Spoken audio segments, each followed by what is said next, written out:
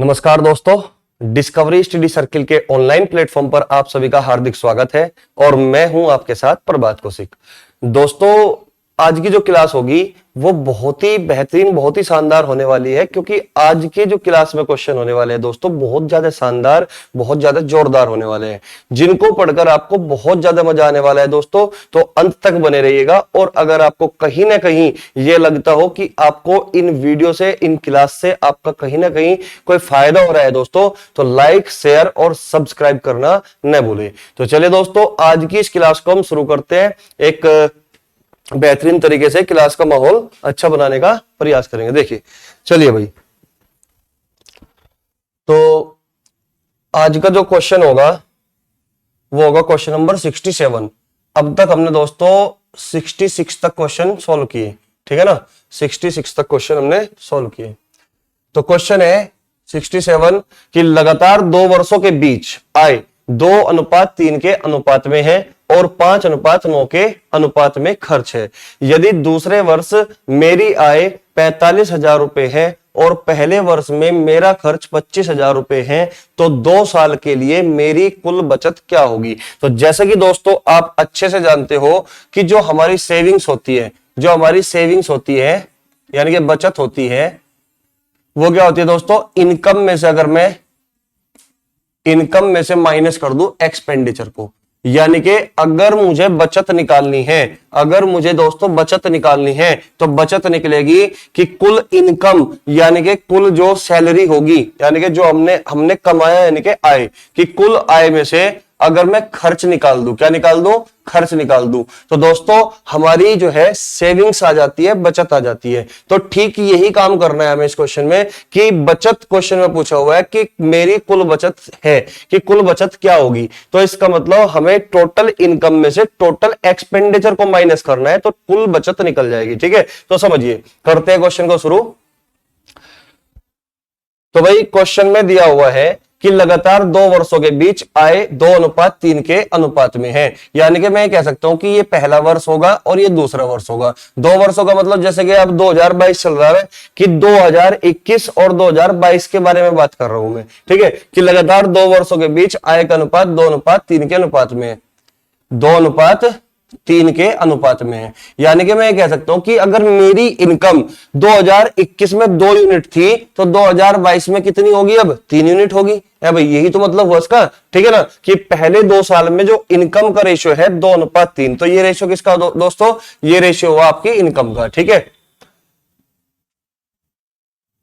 Ratio है ये income का, और 5:9 के अनुपात में खर्च है। तो एक्सपेंडिचर कितने अनुपात में है भाई, खर्चा किस रेशियो में है, खर्चा है हमारा 5:9 के, 5:9 के अनुपात में हमारा खर्चा है। यदि दूसरे वर्ष मेरी आय 45,000 रुपए हो, दूसरे वर्ष मेरी आय कितनी हो दोस्तों, 45,000, यानी कि दूसरे वर्ष हमारी आय कितनी है भाई, 45,000, यानी कि 45 के, एक के मतलब 1 के का मतलब 1,000, तो 45 के का मतलब दोस्तों 45,000। ठीक है, दूसरे वर्ष मेरी आय 45,000 रुपए हो और पहले वर्ष में मेरा खर्च 25,000 रुपए हो, तो पहले वर्ष में मेरा खर्च कितना हो दोस्तों, 25,000, यानी कि 25 के।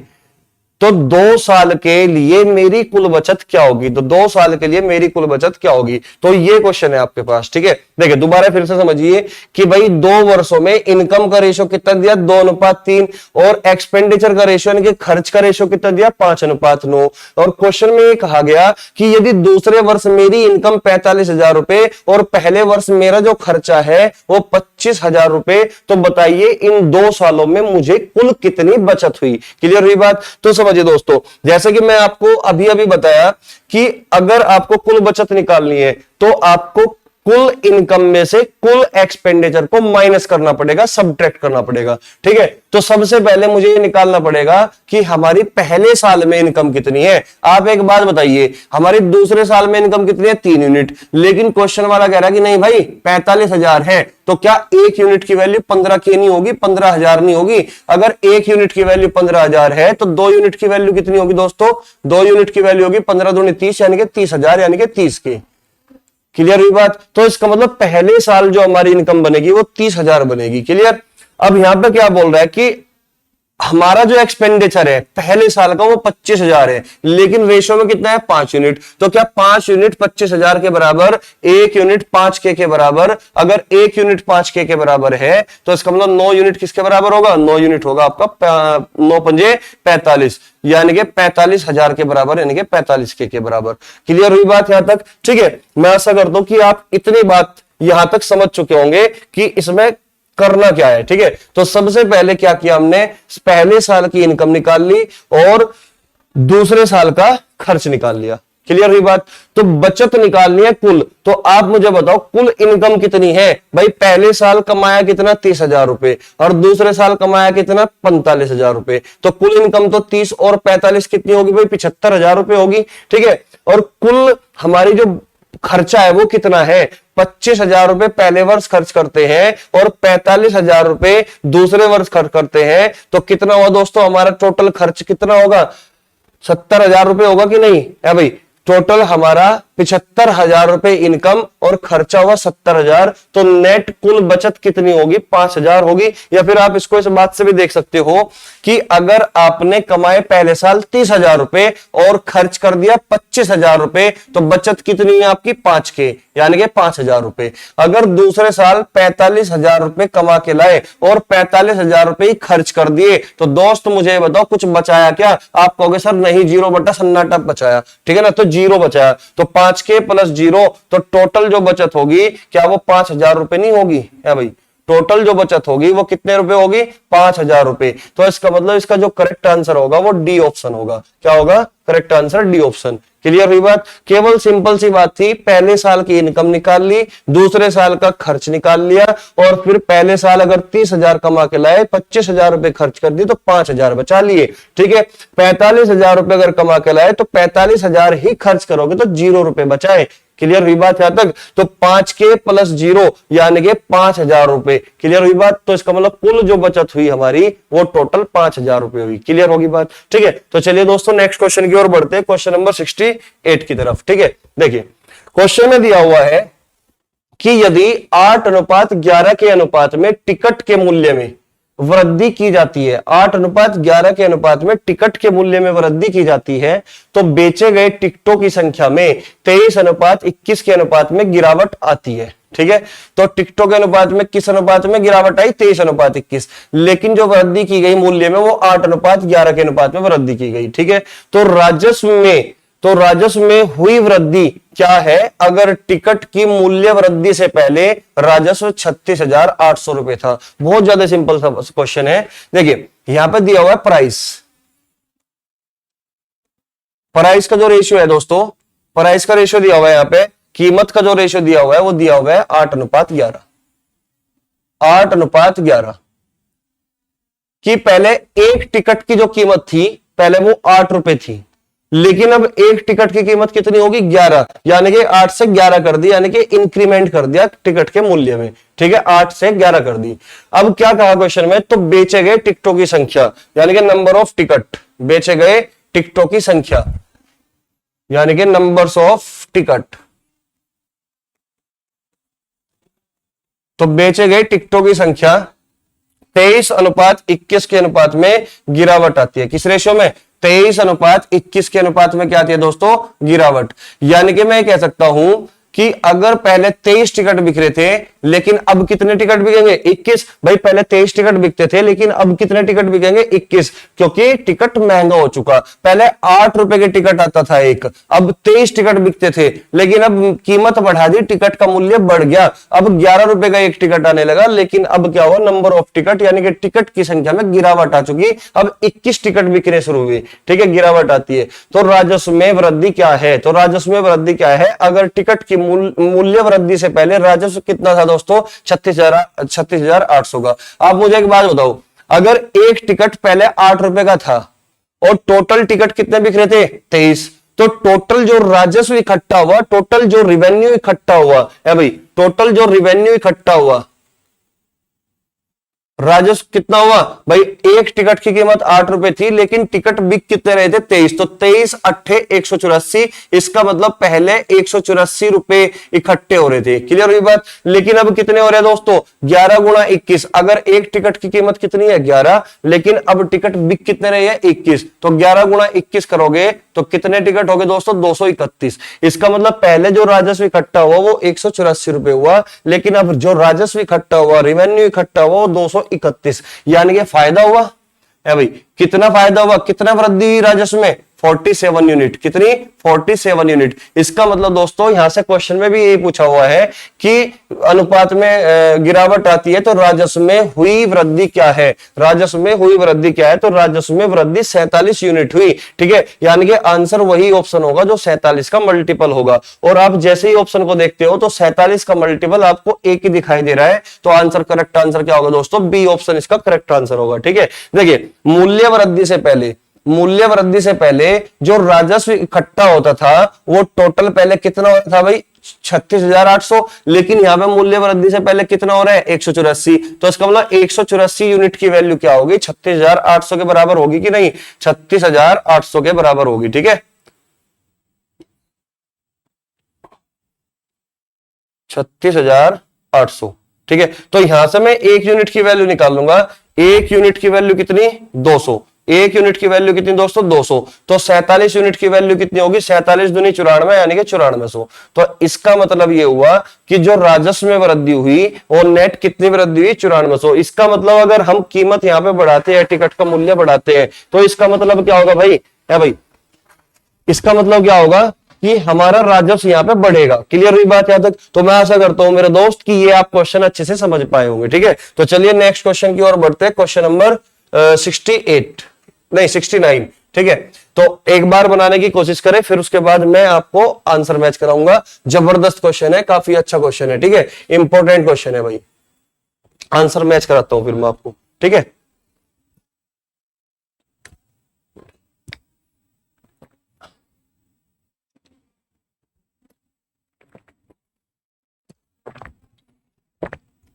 देखिए समझ में आ गया होगा क्वेश्चन, करना क्या है इसमें, देखते हैं। क्वेश्चन में दिया हुआ है कि एक धनराशि ए, बी और सी के बीच 9:6 अनुपात 11 के अनुपात में बांटी जाती है। भाई एक धनराशि ए, बी और सी के बीच में 9:6 अनुपात 11 के अनुपात में बांटी जाती है। यदि ए अपने हिस्से से 500 रुपए सी को दे देता है, यदि ए अपने हिस्से से 500 रुपए सी को दे देता है, तो ए ने क्या किया, सी को 500 रुपए दे दिए। कितने रुपए दे दिए मेरे भाई, 500 रुपए किसको दे दिए, सी को दे दिए। यदि ए अपने हिस्से से 500 रुपए सी को दे देता है, तो ए, बी और सी के हिस्सों का जो अनुपात है वो अब 4:3:6 हो जाता है। कितना हो जाता है दोस्त, 4:3 अनुपात 6 हो जाता है अब इनका अनुपात। तो बी और सी के आरंभिक हिस्सों का योग क्या होगा, तो आपसे पूछ रहा है कि बी और सी के आरंभिक हिस्सों का योग कितना होगा। ठीक है ना, तो आपसे पूछना चाहता है ये वाली चीज,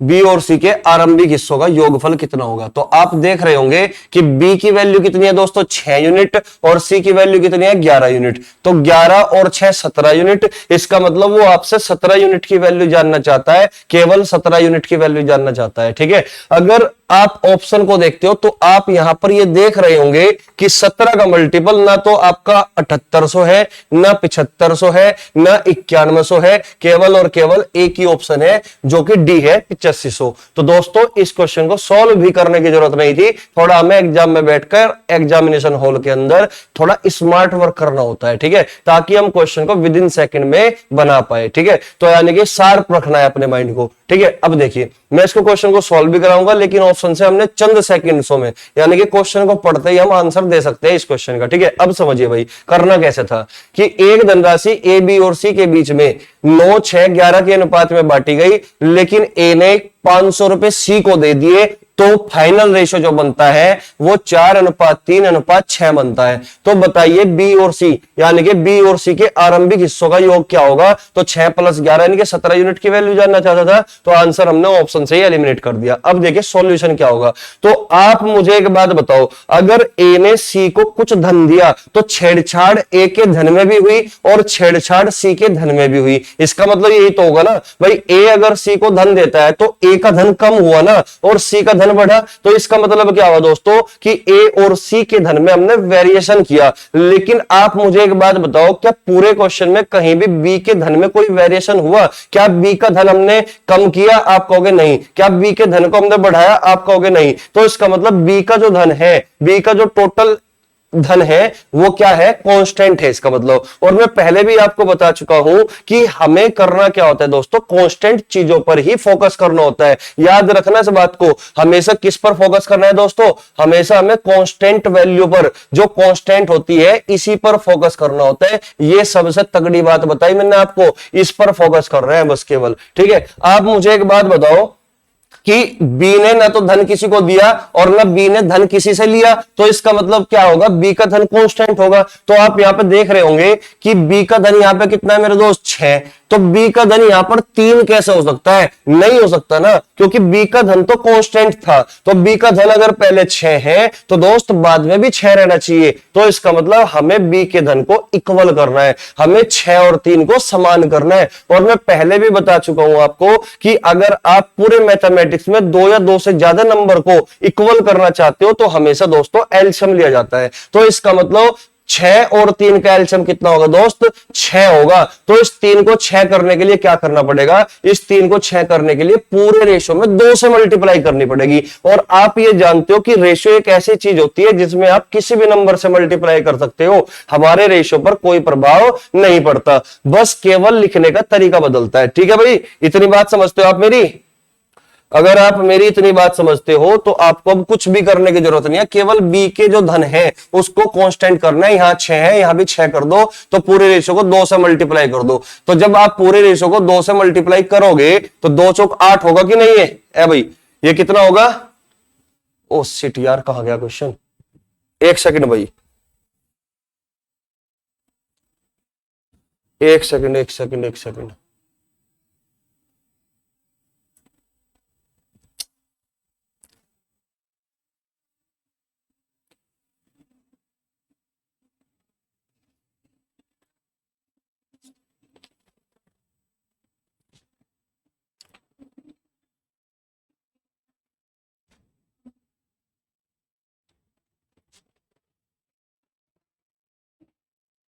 बहुत ही बढ़िया।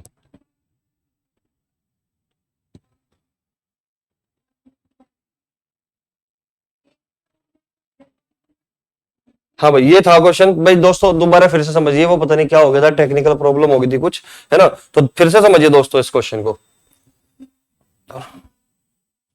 हाँ अब देखिए, क्वेश्चन ये था कि 3 लोग हैं एबीसी, 3 लोग हैं एबीसी, ठीक है? और एक धनराशि ए बी और सी के बीच में 9, 6, 11 के अनुपात में बांटी गई। कितने? 9, 6 और 11, 9, 6 और 11 के अनुपात में बांटी गई। यदि ए ने अपने हिस्से से 500 रुपए सी को दे दिए, कितने रुपए?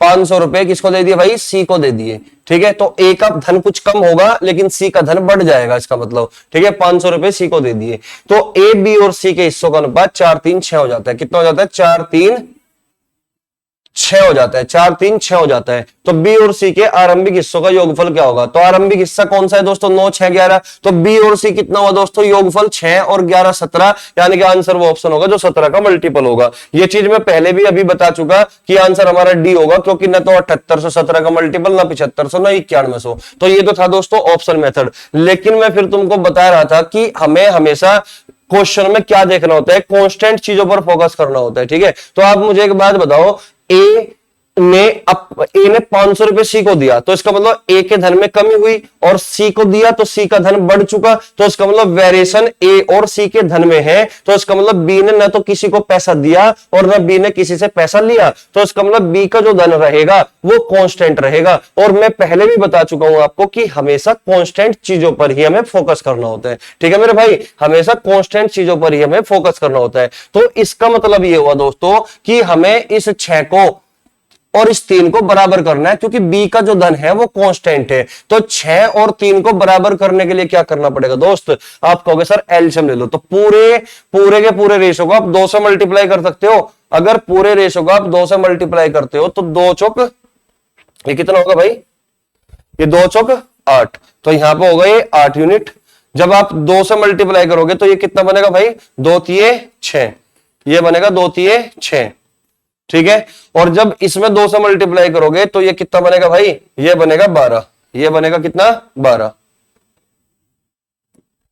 ये बनेगा 12। क्लियर हुई बात।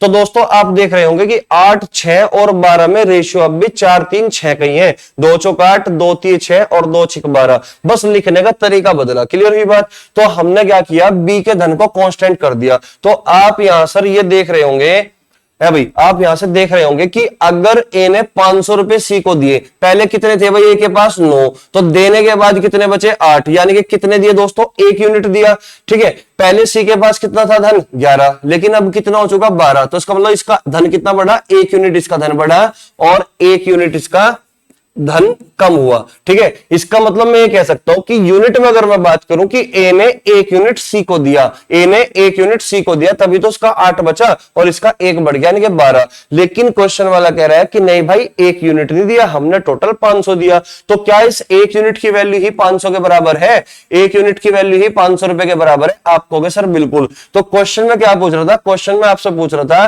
कि प्रारंभिक रेशियो में बी और सी का योगफल कितना होगा, तो 6 + 11 कितना 17, तो 17 यूनिट की वैल्यू पूछ रहा है, 17 पंजे 8500, तो आंसर कितना हुआ मेरे दोस्त, आंसर हुआ इसका 8500, जो कि करेक्ट आंसर डी ऑप्शन है, ठीक है। तो मैं आशा करता हूं कि आप मेरी बात को अच्छे से समझ पाए होंगे, ठीक है। पिछली बार भी मैंने अच्छे से इसको समझाया, लेकिन कुछ टेक्निकल प्रॉब्लम होने की वजह से फिर से मैंने इसको रिपीट कर दिया, आप इस क्वेश्चन को अच्छे से समझे होंगे, ठीक है। तो चलिए नेक्स्ट क्वेश्चन की ओर बढ़ते हैं भाई, क्वेश्चन नंबर 70।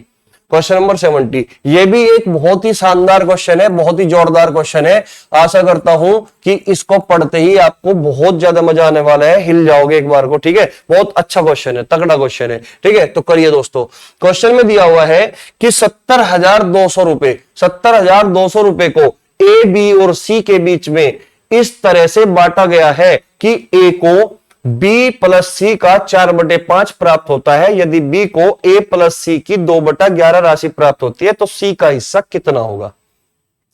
तो आपसे पूछना चाहता है कि सी का हिस्सा क्या होगा। तो समझिए भाई करना क्या है इस क्वेश्चन में,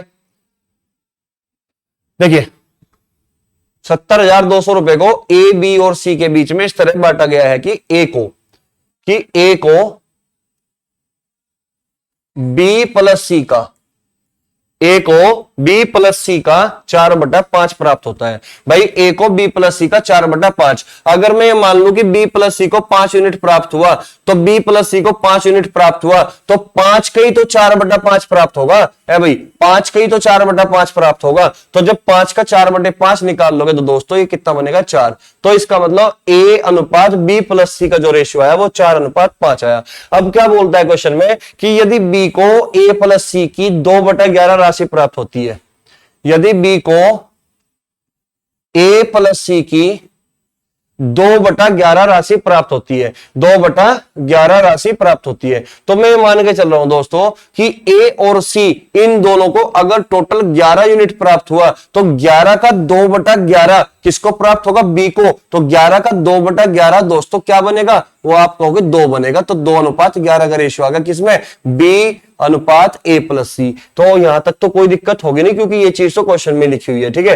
तो आपसे जानना ये चाहता है कि सी का हिस्सा कितना होगा, सी का हिस्सा कितना होगा, और टोटल जो धन है तीनों का वो कितना है दोस्तों, 70,200। टोटल जो धन है वो तीनों का है 70,200। समझिए भाई, आप मुझे एक बात बताओ, भाई आप मुझे एक बात बताओ, यहां पे ए को कितना मिलता है 4 यूनिट, और बी प्लस सी को कितना है दोस्तों, बी प्लस सी को मिलता है 5 यूनिट। तो आप मुझे एक बात बताओ, टोटल तीनों को कितना मिला है भाई, टोटल तीनों को धन कितना मिला भाई, ए बी और सी टोटल तीनों को मिला 9 यूनिट। क्लियर हुई बात। यहां पे कितना मिला दोस्तों, टोटल तीनों को 9 यूनिट।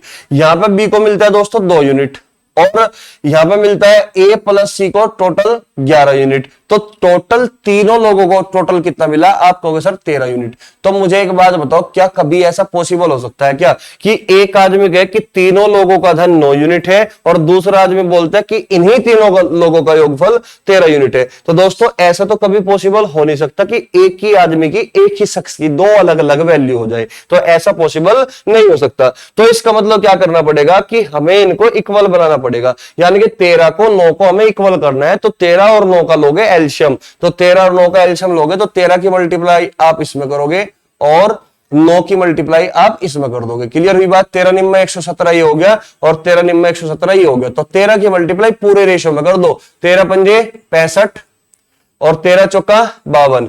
क्लियर हुई बात। तो 52 रेशियो 65 हुआ। ठीक है, यहां पे 9 की मल्टीप्लाई करोगे, 9 दूनी 18 और 9 गुणा 11 कितना 99, 9 गुणा 11 कितना 99। ठीक है, तो यहां तक बताइए आप, यहां तक कोई दिक्कत है? आप कहोगे सर नहीं। तो इसका मतलब यहां पर तीनों का कुल धन 117 हो चुका, यहां पर भी तीनों का कुल धन कितना हो चुका 117। और आपसे जानना चाहता है कि सी का धन कितना होगा, सी का धन कितना होगा। आप मुझे एक बात बताइए कि ए प्लस सी है भाई, यहां पे ए प्लस सी को टोटल कितना मिल रहा है, ए प्लस सी को टोटल मिलता है दोस्तों 99, और यहां पर ए अकेले को कितना मिलता है 52 यूनिट। ठीक है, अगर ए और सी दो लोगों को 99 मिला, ए को और सी को 99 मिलता है और ए को अकेले को कितना मिलता है दोस्तों 52, तो मुझे एक बात बताओ सी का धन कितना होगा, सी का धन कितना होगा। फिर आप कहोगे सर सी का धन होगा 99 से आप 52 को घटाओगे तो 9 में से 2 गए 7 और 9 में से 5 गए 4, यानी कि 47 यूनिट, यानी कि 47 यूनिट होगा सी का धन। लेकिन 47 यूनिट कितने में से होगा भाई, 13 निम्न 117, तो 117 में से 47 यूनिट किसका होगा, सी का धन होगा। तो 47 बटा 117, 47 बटा 117 इतना धन किसका होगा दोस्तों, सी का धन होगा। लेकिन टोटल कितना है 70,200, यानी कि 70,200 का 47 बटा 117 किसका धन होगा, सी का। तो यहां पे मल्टीप्लाई करोगे आप किसकी, 70,200 की, 70,200 की। ठीक है, तो यहां से काट दोगे आप, 13 से काट लो या 9 सते 63, 6 से कटेगा ये, तो 6 से काट सकते हो आप इसको, 6 से कटेगा 600 बार। तो 600 की मल्टीप्लाई जब 47 में करोगे तो 6 सते 42। भाई आंसर वो ऑप्शन होगा जिसके लास्ट में 00 होगी, है भाई, आंसर वो ऑप्शन होगा जिसके लास्ट में 00 होगी। ना तो ये हो सकता आंसर, ना ये हो सकता आंसर, ना ये हो सकता आंसर। तो आंसर तो केवल एक ही ऑप्शन बचा ना, क्योंकि यहाँ पर 00 दिख रहा है मुझे, तो आंसर वही ऑप्शन होगा जिसके लास्ट में 00 होगी। तो 6 सते 42, 4 6 चौक 24, 2 28, यानी कि 28,200 ये इसका सी का धन होगा। ठीक है, हमने कुछ नहीं किया, केवल और केवल इसमें हमने रेशो को पहले ये देख लिया कि रेशो की इक्वल वैल्यू है कि नहीं है। तीनों का यहाँ पे कुल कितना है 9 यूनिट, यहाँ पर तीनों का कितना है 13 यूनिट, जो पॉसिबल ही नहीं हो सकता। तो इसका मतलब हमने क्या किया है भाई, हमने क्या किया, 13 की मल्टीप्लाई इसमें कर दी, 9 की मल्टीप्लाई इसमें कर दी, तो रेशो बना 52 रेशो 65, 18 रेशो 99। तो यहां से सी का धन निकाल लिया। ठीक है, 1 मिनट।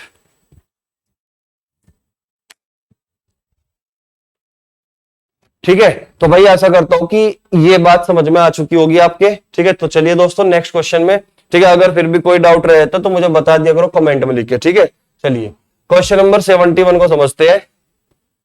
क्वेश्चन नंबर 71, एक आदमी ने अपनी संपत्ति का बंटवारा किया ताकि उसके बेटे के हिस्से और उसकी पत्नी के हिस्से और पत्नी के हिस्से और उसकी बेटी के हिस्से के हिस्से दोनों अनुपात 5:2 में है। अगर बेटी को बेटे से 29,400 रुपए कम मिलते हैं तो पूरी संपत्ति का मूल्य क्या होगा। तो आपसे पूछना चाहता है पूरी संपत्ति का मूल्य क्या होगा। देखिए, एक आदमी ने अपनी संपत्ति का बंटवारा किया ताकि उसके बेटे का हिस्सा, उसकी पत्नी का हिस्सा और उसकी पत्नी का हिस्सा और उसकी बेटी का हिस्सा का जो रेशियो है वो दोनों जगह 5:2 है। अगर बेटी को बेटे से 29,400 रुपए कम मिलते हैं तो ये पूछना ये चाहता है कि उस आदमी के पास टोटल धन कितना था, कुल संपत्ति पूछना चाहता है आपसे। ठीक है, तो देखिए भाई, हमें कुछ नहीं करना, यहां पे एक तो बेटा है और एक उसकी पत्नी है उस आदमी की, ठीक है। फिर पत्नी है, फिर बेटी है, और ये कह रहा है कि दोनों का जो अनुपात है वो 5:2 है। यहां पे भी 5:2 है और यहां पे भी कितना है, 5:2 है। ये दिया हुआ है ना कि बेटे का हिस्सा और पत्नी, उसकी पत्नी का हिस्सा, तो बेटा और उसकी पत्नी, ठीक है। और इसी तरीके से पत्नी का हिस्सा और उसकी बेटी, तो पत्नी का हिस्सा और उसकी बेटी, दोनों अनुपात 5:2 के अनुपात में है, ठीक है। तो सबसे पहले मेरे दोस्त इसको करना है मुझे मर्ज, तो मर्ज करना मैं आपको पहले से ही सिखा चुका हूं, ठीक है। तो हमें निकालना है दोस्तों बेटा रेशियो पत्नी रेशियो बेटी, इसका रेशियो निकालना है मेरे भाई, ठीक है। तो कुछ नहीं करना, जब भी हमें रेशियो निकालना होता है बहुत सारे तरीके मैंने आपको बताए थे, कोई सा भी लगा सकते हो। तो 5 पंजे 25, ये 25 यूनिट धन किसका है, बेटे का। 5 दूनी 10, ये 10 धन कितना है, किसका है बेटा, पत्नी का। और 2 दूनी 4, ये बेटी का, ठीक है।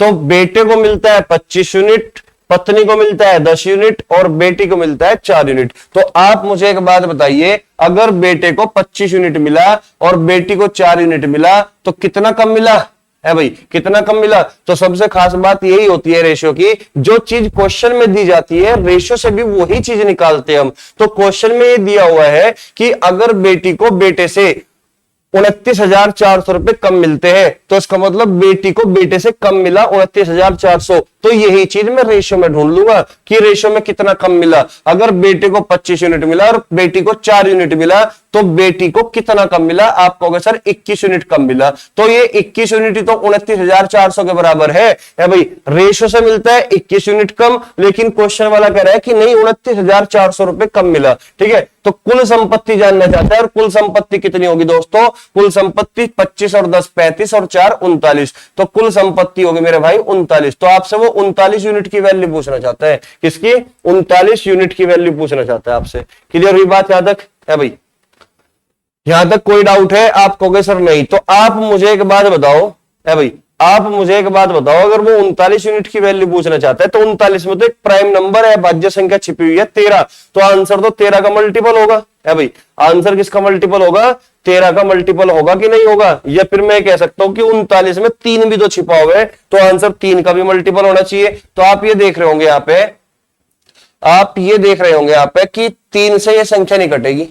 क्या है संख्या 3 से कटेगी, नहीं कट सकती ना। 6 और 5 11, क्योंकि 3 से तभी कटेगी संख्या अगर अंकों का योग 3 से कटे, ठीक है। यहां पे देखना एक बार, 5 और 5 10, ये 3 से कट सकती है इसका मतलब ये, लेकिन 13 से नहीं कट रही भाई। 13 चौका 52, हाँ 13 से कट रही है, यानी कि ये आंसर हो सकता है डी ऑप्शन, क्योंकि 13 चौका 52, 13 पंजे 65, ये डी ऑप्शन आंसर हो सकता है, ठीक है। अब ये देखते हैं, 5 और 2 7 और 6 13, ये 3 से भी नहीं कट रही, ठीक है। ये 3 से नहीं कट रही तो 39 से भी नहीं कटेगी। 2 ऑप्शन तो हमने देखते ही हटा दिए, तो ये 54,600 है, 3 से भी कट रहा है। 13 चौका 52, 2 13 दूनी 26, यानी कि दोस्त हम 2 ऑप्शन में फंस चुके। या तो आंसर ए ऑप्शन होगा या फिर आंसर डी ऑप्शन होगा, क्योंकि ये 13 से भी कटता है, 3 से भी कटता है, इसका मतलब 39 से भी कटेगा। ये 13 से भी कटता है, 3 से भी कटता है, इसका मतलब 39 से भी कटेगा। लेकिन 2 ऑप्शन हम एलिमिनेट कर चुके। अगर एक ऑप्शन और एलिमिनेट हो जाता तो बस यहीं पे छोड़ देते, ठीक है। अब देखिए 21 यूनिट किसके बराबर है, 29,400 के। तो अगर 1 यूनिट की वैल्यू में यहां से निकालता हूं तो 21 का 21, 21 का 84,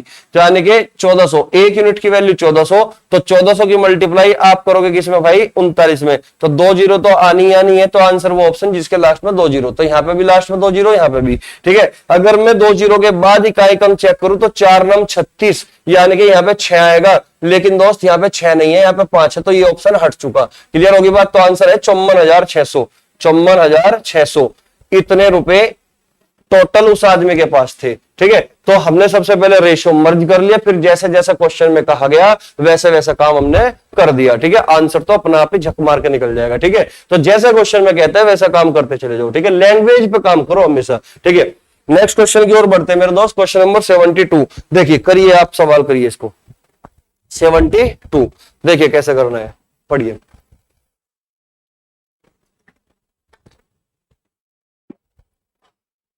ये भी जोरदार क्वेश्चन है एक अपने आप में, अच्छा क्वेश्चन है, ठीक है, वेरी इंपॉर्टेंट।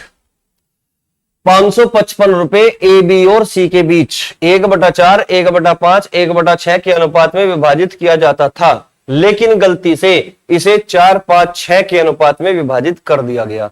सी को कितनी अधिक राशि प्राप्त होगी? सी को कितनी अधिक राशि प्राप्त होगी? तो सबसे पहले दोस्त मैं आपको पहले ही बता चुका हूं कि रेशियो को कभी भी हम फ्रैक्शन की फॉर्म में नहीं लिखते और ना ही हम इंटीजर उसके पॉइंट फॉर्म में लिखते, हमेशा इंटीजर फॉर्म में ही रेशियो को लिखा जाता है। तो आप यहां पर देख रहे होंगे कि ए बी सी के जो बीच में रेशियो दिया हुआ है वो फ्रैक्शन फॉर्म में 1/4, 1/5 और 1/6। तो इसको हमें इंटीजर रूप में बदलना है। तो अगर इंटीजर फॉर्म में बदलना है तो आप क्या करोगे, जो बटे में वैल्यू दिख रही होगी 4, 5 और 6, इसके एलसीएम से पूरे रेशियो को मल्टीप्लाई कर दोगे आप। तो 4 और 5 और 6 का एलसीएम दोस्तों कितना? 60। तो जब 60 की मल्टीप्लाई 1/4 में करोगे तो 4 से काट दोगे, 15 चौका 60 यानी कि 15 आ गया, ठीक है। और 1/5 में 60 की मल्टीप्लाई करोगे तो 12 पंजे 60 यानी कि 12 रेशियो आ गया। और 1/6 की मल्टीप्लाई 60 में करोगे तो कितना आएगा दोस्तों? 10। तो इसका मतलब ये हुआ कि 555 रुपए ए बी सी के बीच में 15, 12 और 10 के रेशियो में विभाजित किया जाता था, लेकिन गलती से इसे 4/5/6 के अनुपात में विभाजित कर दिया। किस रेशियो में? 4, 5 और 6 के अनुपात में इसको गलती से विभाजित कर दिया। यानी कि ओरिजिनल रेशियो तो ये था, लेकिन गलती से किस रेशियो में विभाजित कर दिया? 4, 5, 6 के अनुपात में हमने इसको बांट दिया, ठीक है। तो क्वेश्चन में ये कहा गया कि सी को कितनी अधिक राशि प्राप्त होगी।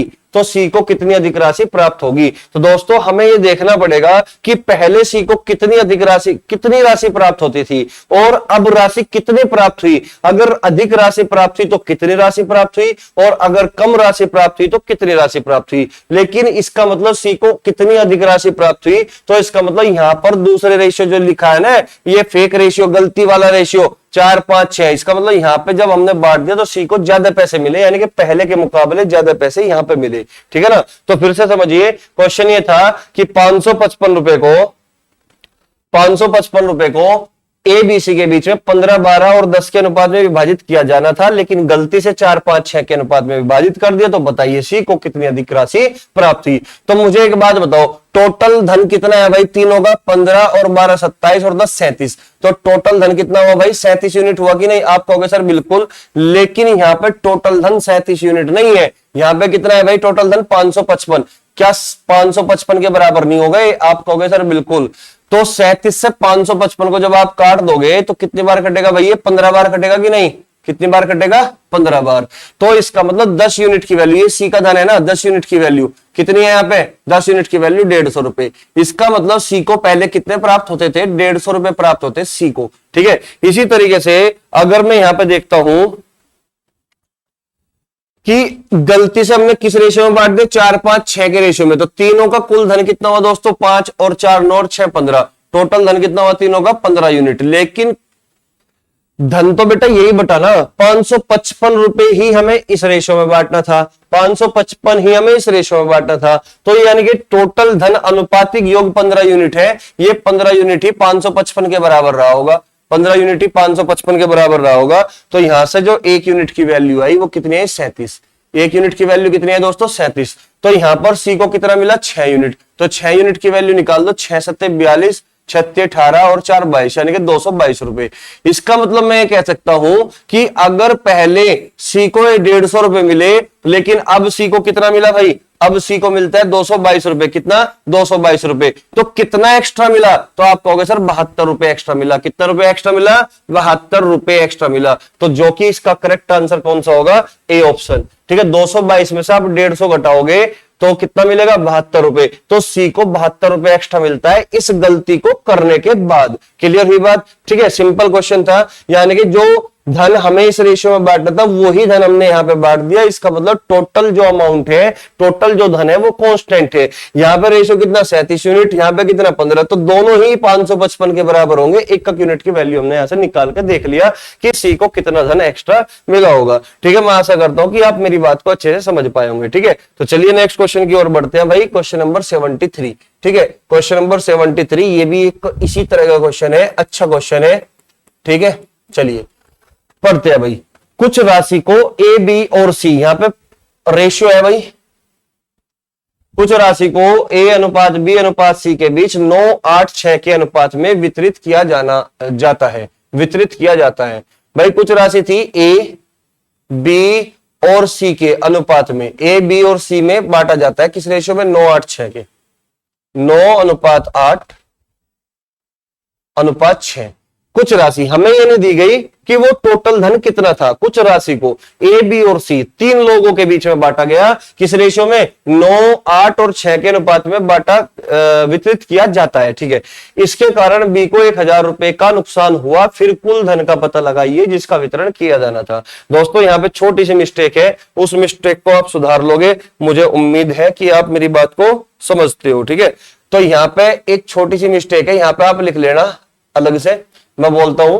क्वेश्चन ये है कि कुछ राशि को ए बी और सी के बीच में 9:8:6 के अनुपात में वितरित किया जाना था, लेकिन गलती से उसको 1/9 अनुपात 1/8 अनुपात 1/6, लेकिन गलती से उस धन को 1/9 1/8 1/6 के अनुपात में बांट दिया गया, जिसके कारण बी को 1,000 रुपए का नुकसान हुआ। फिर कुल धन का पता लगाए जिसका वितरण किया जाना था। ये है सवाल एक्चुअल में। ठीक है ना, तो यहाँ पे एक छोटी सी लाइन छूटी हुई थी, वो यहाँ पे ऐड कर लेना आप। ठीक है, कि वितरित किया जाता है लेकिन गलती से उसी धन को 1/9 1/8 1/6 के अनुपात में तीनों के बीच बांट दिया गया, जिसके कारण बी को 1,000 रुपए का नुकसान हुआ। तो इसका मतलब इस बार जो कमांड करनी है, इस बार जो फोकस करना है हमें बी के ऊपर करना है। क्लियर हुई बात। पिछली बार हमें सी को देखना था, लेकिन इस बार बी को 1,000 रुपए का नुकसान हुआ, तो इसका मतलब हमें बी पे फोकस करना है इस बार। ठीक है, आप मुझे एक बात बताइए, गलती कितनी करी भाई? गलती तो ये करी ना, 1/9 1/8 1/6 के अनुपात में बांट दिया। तो आप ये देख रहे होंगे कि रेशियो किसमें, फ्रैक्शन की फॉर्म में। तो इसको सबसे पहले आप क्या करोगे, इस फेक रेशियो को क्या करोगे, गलती वाले रेशियो को क्या करोगे, इंटीजर फॉर्म में बदलिए। तो 9 और 8 का एलसीएम 72 और 6 भी शामिल करोगे तो भी 72। तो 9 8 6 का एलसीएम क्या होगा, 72। तो 1/9 में जब आप 72 से मल्टीप्लाई करोगे, 9 8 72 यानी कि 8 यूनिट, और 8 9 72 और 12 6 72। तो रेशियो क्या बनेगा दोस्तों, 8:9 देखो ओरिजिनल रेशियो तो यही था, लेकिन गलती हमने ये की कि हमने इसको 8 9 12 के अनुपात में बांट दिया। किस अनुपात में बांट दिया भाई, 8 9 12 के अनुपात में बांट दिया, 8:9:12। क्लियर हुई बात? यहां तक इस रेशियो में हमने गलती से बांट दिया। तो इस तरीके से करने से हमें क्या हुआ, बी को नुकसान होता है। इस कारण बी को नुकसान होता है 1,000 रुपए का। किसको, बी को नुकसान होता है 1,000 रुपए का। ठीक है, तो ये बताना है कि वो धन बताइए जो टोटल हमें बांटना था। अब बात को समझिए भाई जितना धन हमें यहां पर बांटना था 9:8:6 के रेशियो में, क्या उतना ही धन 8 9 12 के रेशियो में बटा? आप कहोगे सर बिल्कुल। तो इस बात का मतलब यह हुआ कि जो टोटल धन है, टोटल मनी है, कुल राशि है, वो कांस्टेंट है। वो क्या है, कांस्टेंट है। तो आप ये देख रहे होंगे, जैसा कि मैं पहले भी बता चुका हूं, कि हमें फोकस किस पर करना है, कांस्टेंट वैल्यू पर फोकस करना है, कि क्वेश्चन में क्या चीज कांस्टेंट हो सकती है। क्लियर होगी बात? तो यहाँ पे जो टोटल धन है वही कांस्टेंट है। तो इसका मतलब यहाँ पे ए बी और सी, ये जो पहला रेशियो है 9 और 8 17, 17 और 6 13, यानी कि टोटल धन यहाँ पे 23 यूनिट है। कितना है दोस्त, 23 यूनिट। यहां पे कितना है भाई, 8 और 9 17, 17 और 12 कितना हो गया, 17 और 12 हुआ मेरे भाई 29। या लेकिन यहां पे टोटल धन कितना है, 29 यूनिट है। क्या ऐसा पॉसिबल हो सकता है कि एक आदमी कहे कि नहीं टोटल धन तो 23 है, और एक आदमी कहे नहीं वो धन तो 29 है? तो इसका मतलब क्या हुआ कि टोटल धन अगर कांस्टेंट है तो इन दोनों को समान करना पड़ेगा।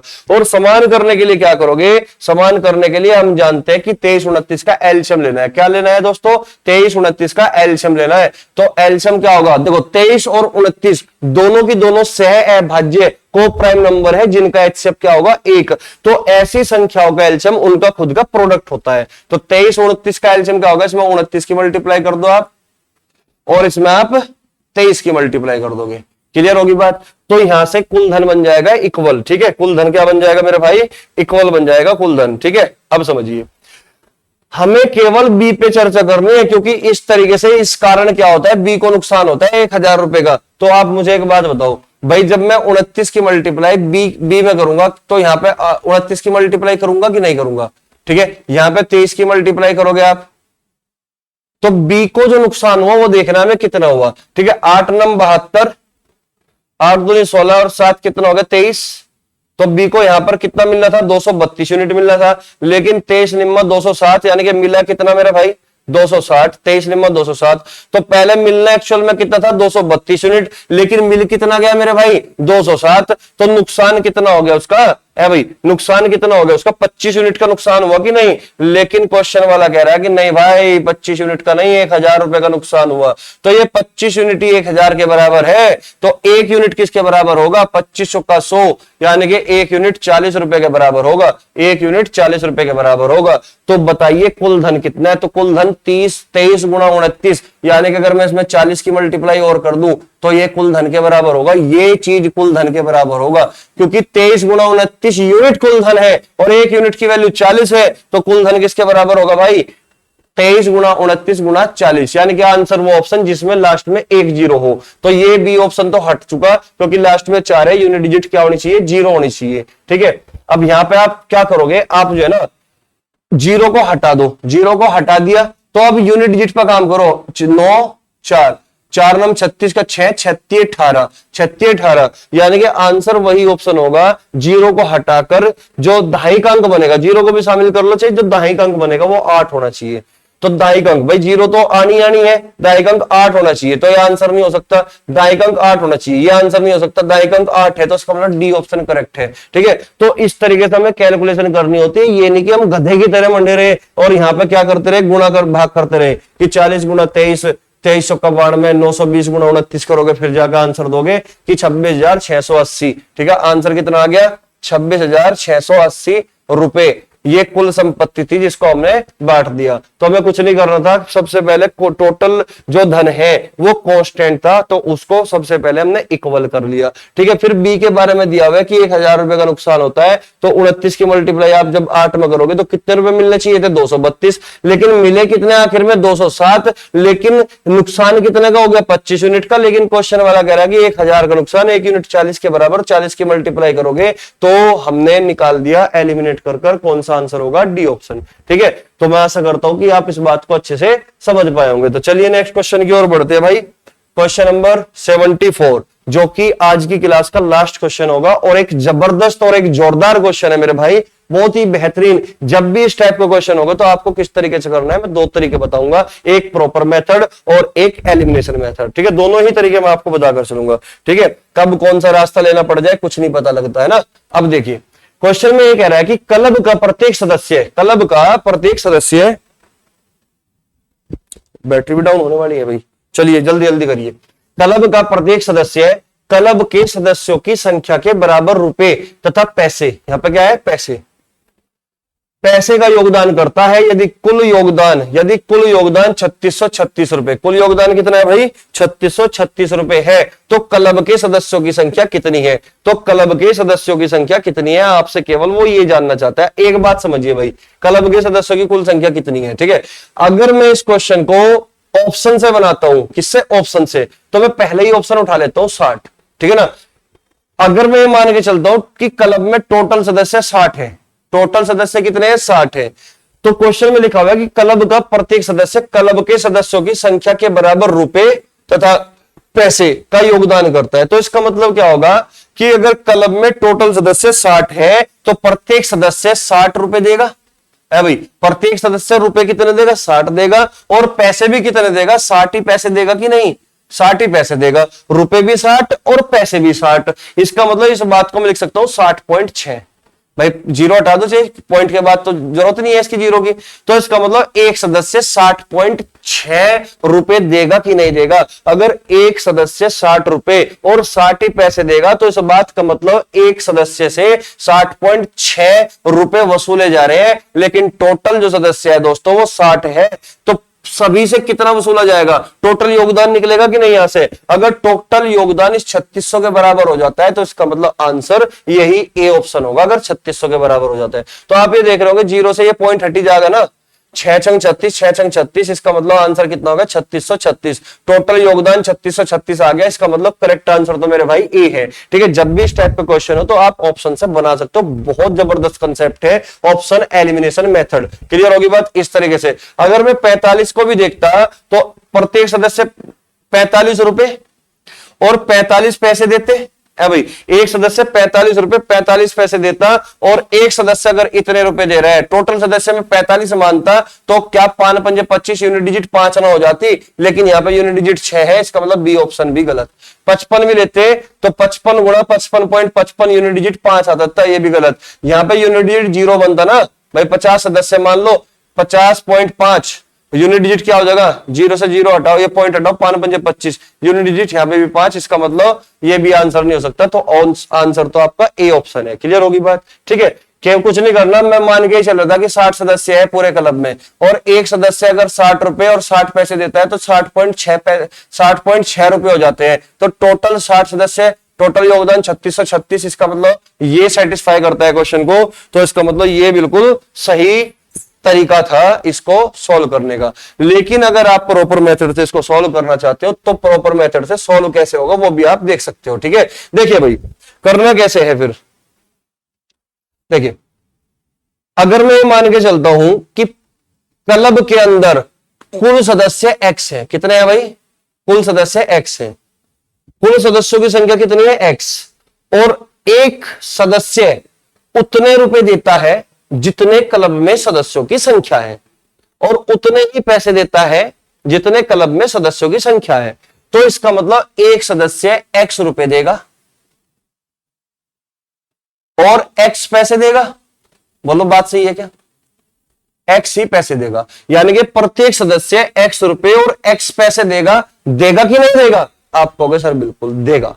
ठीक है, x रुपए और x पैसे। क्लियर हुई बात? लेकिन मैं जानता हूं कि अगर आप ये चाहते हो कि पैसे रुपए में बदल जाए तो आप इसको 100 से डिवाइड कर सकते हो, है भाई। पैसे रुपए में बदलने के लिए आप इसको 100 से 100 से डिवाइड करोगे कि नहीं, तो ये रुपए में बदल जाएगा कि नहीं। ठीक है, तो ये टोटल जो धन हुआ यहां पे जोड़ने के बाद 100x प्लस x, क्या ये 101x बटा 100 नहीं होगा?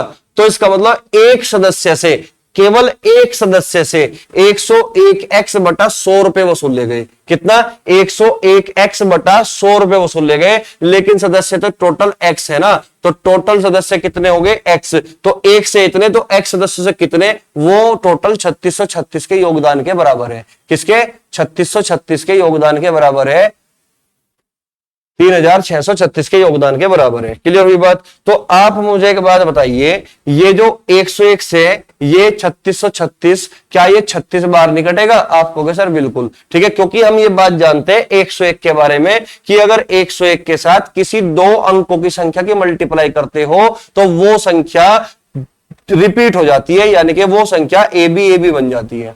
तो वही दो अंकों की संख्या दो बार रिपीट हो जाती है, ए बी ये कंसेप्ट होता है इसके लिए 101 के लिए। ठीक है, तो यहां पर दिख रहा होगा तुम्हें 3636 दो बार रिपीट हो रही, तो 101 में 101 से 36 बार कटेगा, तो एक्स स्क्वायर बराबर कितना भाई? एक्स स्क्वायर 3600 के बराबर होगा। अगर एक्स स्क्वायर 3600 के बराबर होगा तो एक्स बराबर कितना होगा? 60 होगा। तो कुल सदस्यों की संख्या में एक्स मान के चला था, तो एक्स की वैल्यू कितनी आ गई? 60। तो करेक्ट आंसर मेरा भाई इसका ऑप्शन ए होगा। मैं आशा करता हूं कि आप मेरी बात को समझ पाए होंगे। ठीक है, तो चलिए दोस्तों आज की वीडियो को यहीं पे विराम करते हैं ताकि ये वीडियो और ज्यादा लंबी ना हो पाए। और दोस्तों अगर आपको कहीं ना कहीं ये लगता है कि इससे, इस क्लास से या इन क्लास से जो भी हम अपलोड करते हैं इससे आपका भला होता है, आपको कुछ सीखने को मिलता है, तो दोस्तों इसको ज्यादा से ज्यादा लाइक करें, शेयर करें और सब्सक्राइब करें और अपने दोस्तों तक भी पहुंचाए ताकि उनका भी कहीं ना कहीं भला हो जाए। ठीक है, तो चलिए करते हैं विराम। ठीक है, तब अगली वीडियो में मिलेंगे, तब तक के लिए नमस्कार, जय हिंद, जय भारत।